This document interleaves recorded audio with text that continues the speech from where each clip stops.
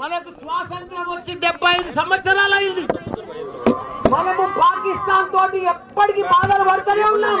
ఉగ్రవాదులతో వాళ్ళు పోషిస్తూనే ఉన్నారు. మనం ప్రధానమంత్రికి ఒకటే మేము మనవి చేస్తున్నాం అందరికి, మోడీజీ पाकिस्तान उग्रवाद को खत्म करो, कुचल कुचल के रख दो।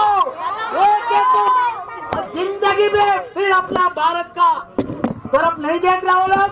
उग्रवादों को पूरा पाकिस्तान ప్రపంచంలో చిత్రపటంలోనే పాకిస్తాన్ కనిపిస్తుంది. మనం 75 సంవత్సరాల నుండి బాధపెడుతున్నారు. మనం ఇక భరించలేము. మనం ఇక ఓపిక లేదు మనకు. మన సైనికులు మన ఎంతో మంది ప్రాణాలు కోల్పోయారు.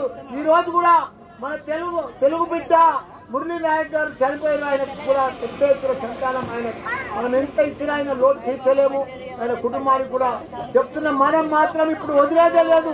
మన భారత సైనికులకు మొత్తం ధైర్యంగా మేము డాక్టర్లము, ఇంజనీర్లము, ప్రొఫెసర్లము, లీడర్లము, మా టీఆర్ఎస్ పార్టీ మొత్తం మీకు మద్దతు ఇస్తుంది. మీరందరూ కూడా పోరాడి ఆ ఉగ్రవాదులను మొత్తం ఖతం చేయాలని కోరుకుంటున్నా. జై జవాన్.